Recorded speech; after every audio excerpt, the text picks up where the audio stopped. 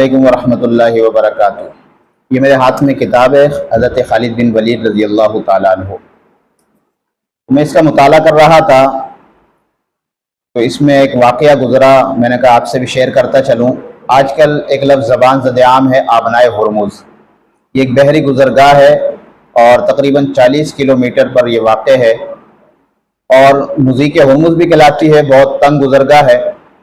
اس کا پس منظر یہ ہے کہ حضرت ابوبکر صدیق رضی اللہ تعالیٰ عنہ کے زمانے میں حضرت خالد بن ولید رضی اللہ تعالیٰ عنہ سپہ سالار تھے، تو ایران کے صوبے حصیر کا گورنر تھا ہرمز۔ یہ ایک ایرانی مجوسی اور کافر تھا۔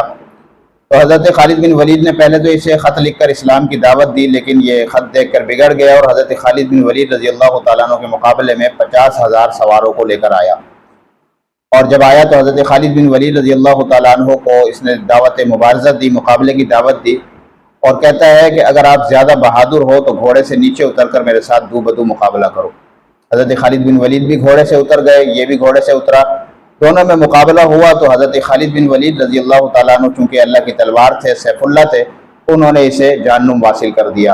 اس نے جو تاج پہنا تھا اس وقت وہ اتنا قیمتی تاج تھا کہ تقریباً حضرت خالد بن ولید رضی اللہ تعالیٰ عنہ نے وہ تاج فروخت کیا تو 1 لاکھ روپے کا وہ تاج بکا ہے۔ تو حضرت خالد بن ولید نے اس کو جہنم واصل کر دیا۔ اسی ہرمز کے نام پر یہ آبنائے ہرمز ہے۔ ہونا تو یہ چاہیے تھا کہ اس کا نام آبنائے خالد بن ولید یا آبنائے سیف اللہ ہوتا، لیکن آپ لوگ جانتے ہیں ایرانیوں کا صحابہ سے بغض اور صحابہ سے دشمنی اتنی ہے کہ جو بھی اسلام کا دشمن ہوگا وہ ایرانیوں کے ہاں معزز شخصیت ہوگی اور ایرانیوں کے ہاں وہ ہیرو ہوگا۔